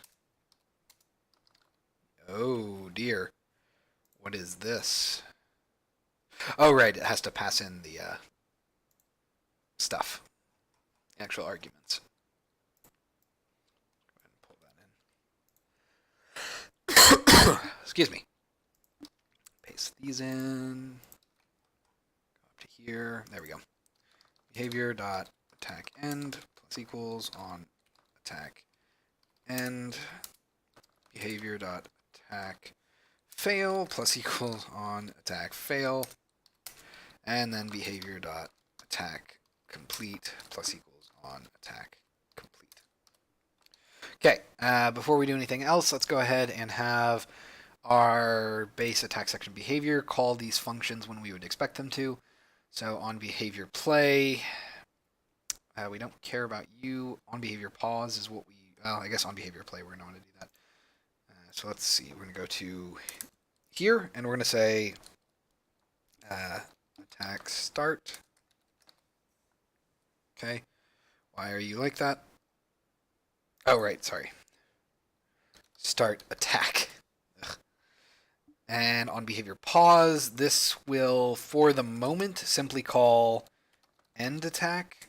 It will probably call fail later on. Well, it'll check to see whether it should call fail or end. And prepare frame. We don't really care about anything like this. On attack begin, on attack backspace, on attack complete.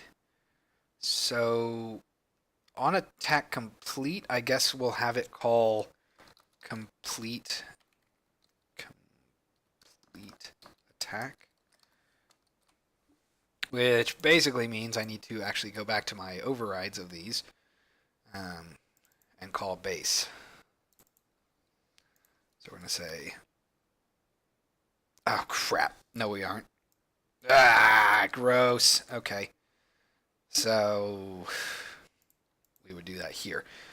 Attack, or complete attack, I guess. Complete attack. Ugh. Okay. And we don't really have one for fail right now, but that's fine. Let's go ahead and go back to our mixer.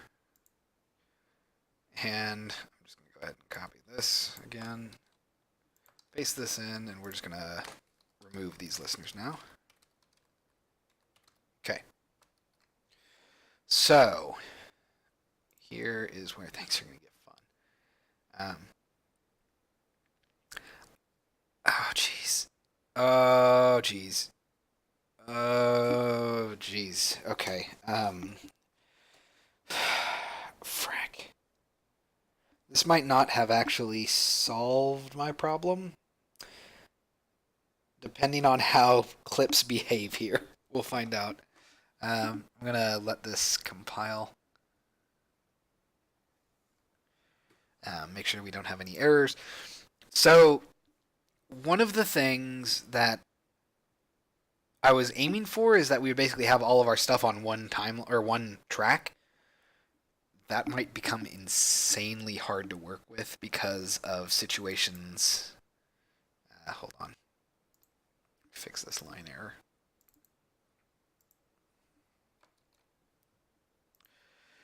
Because of situations like this.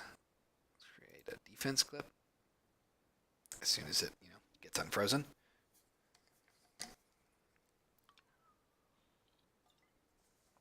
Okay.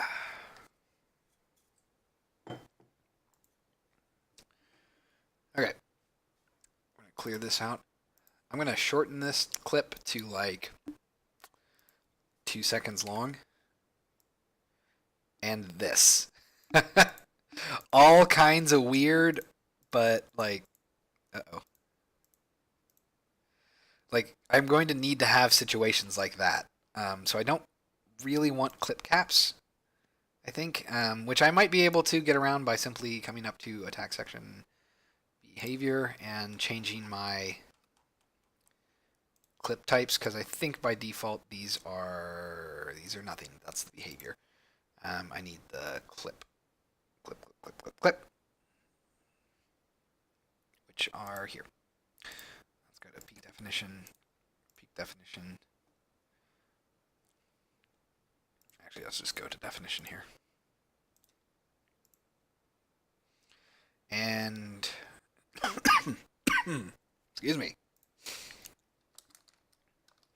Oop, hold on. Let's set this up. So I need to change my clip types. By default, I think it's linear. That's why we're getting that blend line. But I don't want that to be the case. I instead want this to be Okay, hold on. Really? Fair enough. Peak definition. There should be timeline clip. There we go. Okay. So let's go ahead, get rid of this, and say timeline clip asset. And then we're going to need to say this.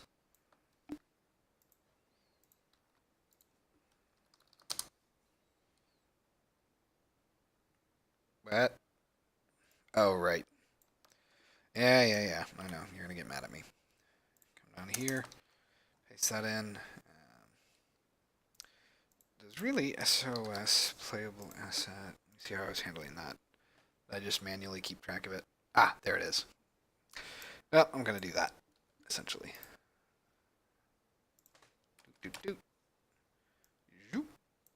Paste that in. So by default, it's going to be clipcaps.none, which means that they should not blend at all. Initial local times greater than 0. I don't even know what that means. Wow. Really, you're telling me that clipcaps.extrapolation means that it supports clipcaps.extrapolation? Who would have thought? I'm going to try none for default clip behaviors. Let's let that compile. So this is with linear. I think once it finishes compiling, it should basically force it off. I'm actually not sure what it's going to do. We'll see. But essentially, I need to be able to support clips within other clips, even though they're not actually being used. Yes, and that's what this does. Okay, that's perfectly fine. The main thing is that there's no real reason for me to blend between them because they're not going to blend. They're just going to be on top of each other, essentially, which is fine by me. So let's go ahead and bring this back down. Okay, so that handles the blending that I was worried about. Let's go ahead and get rid of that. Go to our mixer. And here is where things get a little crazier. So I don't know if we actually care about on attack start, but we do care about on attack end, or rather, we care about on attack fail. Um, let me think. This complicates things so much. I need. Trying to think about how to structure this. I'm essentially wanting to make sure that everything is finished. So, I guess for a test case, we will check to see if it's like if every attack finishes at least once. So let's go ahead and go over to our attack section behavior. And we're going to change this so when you complete an attack, which is actually handled by all of our derived things. Give me a second here. I'm going to go to offense section. Ah, crap, not the clip. Peak definition to the behavior. Drag that over here. So currently what our attack section does when it finishes, it manually sets our director timeline to be finished, essentially. So we're going to comment that part out. And instead, we are going to... Oh boy. Oh boy.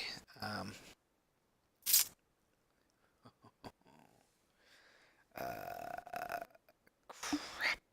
It doesn't really make sense for us to have all of the individual track assets reference that now.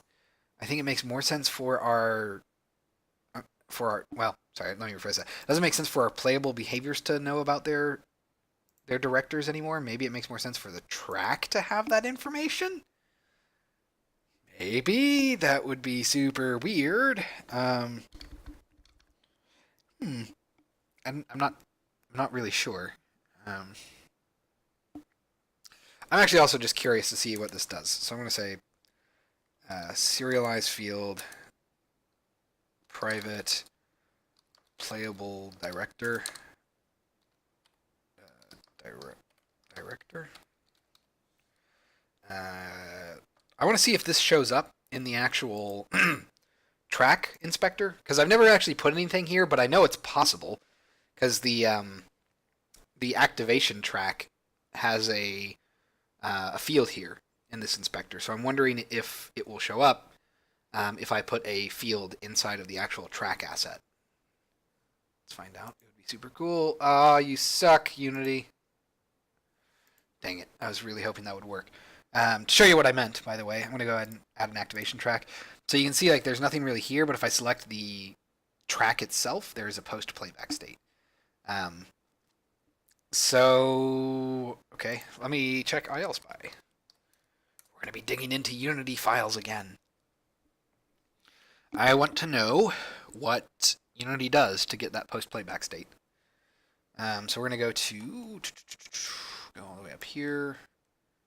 Collapse the Unity engine. I'm going to go to Unity engine.timeline, I think. Let's go to Unity engine.timeline. We want the activation track. Okay, so we do have an enum. And then we totally have a post playback state. Also, this seems like redundant code, but okay. Did I do something? No, I did serialize field. That's correct.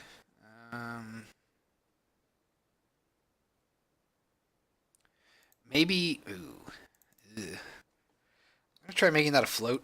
Maybe it can only handle data types, not references. That would certainly be disappointing. Track binding type, type of clip type, track media type, media type dot script. Interesting. Let's go ahead, go back over here. Still nothing. Great. Does that mean that I have to have a custom inspector then? Let's test that out. There should be a Unity editor.timeline. We're going to say Unity editor.timeline. We want activation track inspector, I guess. Inspector GUI, post playback property update. Let's see, post property field. Really? So maybe I have to make a custom inspector? All right. Well, let's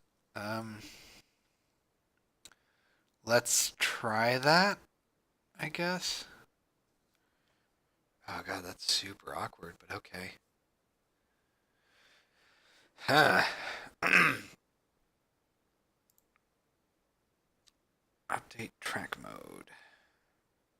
Activation mixer does not equal null post playback state. Huh. Interesting. Interesting. So that's under activation track. And then update track mode, which this .m activation mixer is private, but where are you set? So it must get its mixer from someone, or from somewhere. Create track mixer.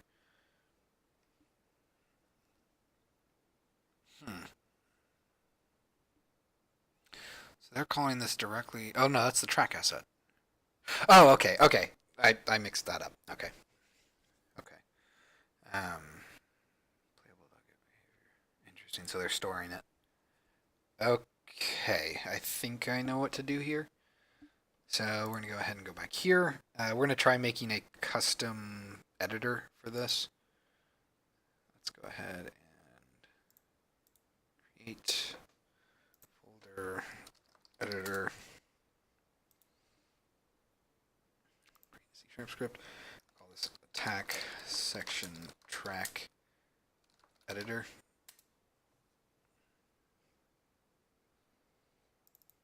Okay. So using Unity engine. Nope, not engine. Unity editor. This will be in our text quest combat area. So using Unity editor timeline. This is going to be from the track editor. Oh, is there not actually a track editor? There might not be one. Unity editor timeline activation track. Wait, there are two different things here. Interesting. There's a track drawer.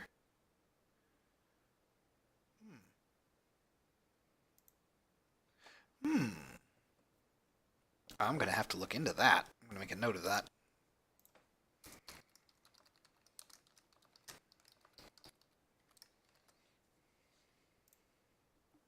Where did I go? Here we are. Inspector. And we want to go to track asset inspector, I guess. Track. Oh, do not tell me this is an internal. Oh my freaking.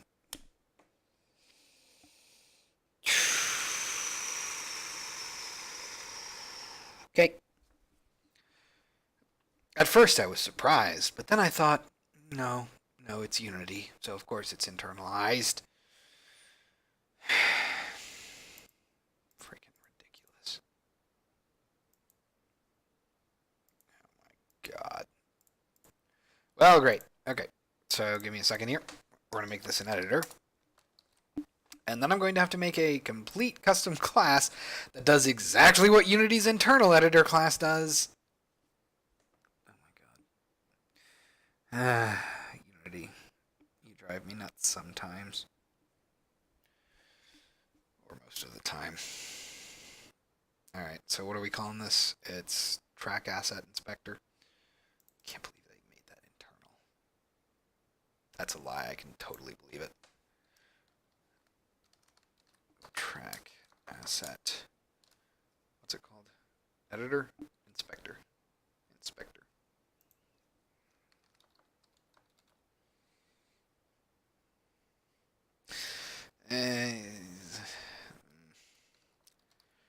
for naming purposes, I'm going to go ahead and say editor instead of inspector. And then we're going to go ahead and make this. Actually, we're probably going to keep this in common. And I'm going to go ahead and say base class for timeline track assets.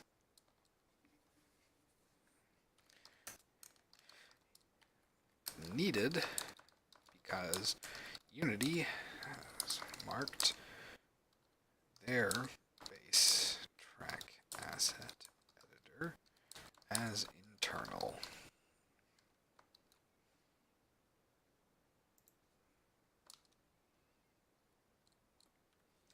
As, of course, I'm going to be passive aggressive to myself. Okay, so we're going to make this derive from using Unity engine, or I'm sorry, editor.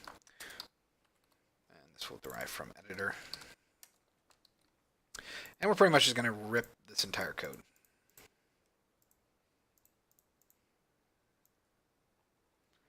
Grab all of that, come over here, paste that in.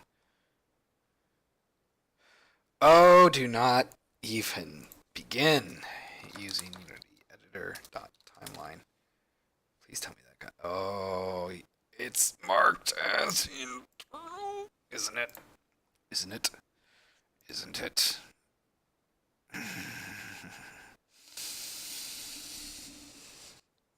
Okay. I'm not going to be mad, but I am incredibly furious. Oh my god. Are you serious? Great. And how much of that is necessary? Do I really need this timeline window?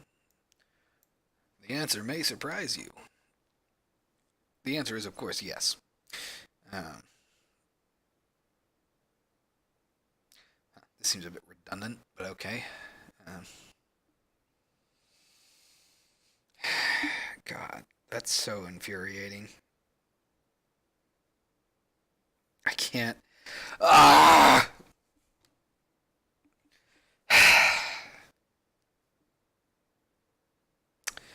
Okay. We might. Freaking ridiculous.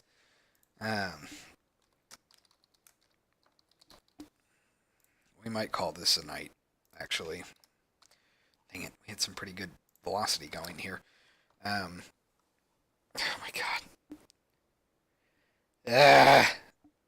Okay, so we're on the right path to getting offense and defensive sections working simultaneously with one another. But I need to figure out how to freaking access all this internal functionality. Because the problem is I can't really make it system.reflection because I kind of need to have these classes derived from things that I would be reflecting to, and that doesn't really work. So, okay, that's infuriating. So, yeah, I'm gonna do some research in this. I might, might actually go on to the forums and see if anyone else is complaining about this. It's so annoying that they've marked all of their freaking timeline stuff as internal. Like, all of it. Every last script is sealed or internal. And it's just, I don't understand why. It seems to only be done to deliberately make it infuriating for people who don't have source code access. Like, there is no other reason besides that I could think of. It's just so stupid. Okay. So, yeah. So I'm not going to say it's a good place to stop for the night. It's an infuriating place to stop for the night, but it is at the very least a place to stop for the night. Yeah, I hate how simple stuff is inaccessible because of object-oriented bull. Well, the problem is that it's not just because of object-oriented. It's because Unity has specifically marked them as internal. And I don't know if you were watching when we looked at this earlier, like a couple of weeks ago or a couple of months ago, actually, Garrett. But there was, what is it? This, They have an internal editor class that exists, as far as I can tell, for no other purpose other than to prevent you, from you as the Unity developer, from deriving from it and making custom inspectors for the activation playable asset. I have no idea why. It seems to be a decision purely made out of spite.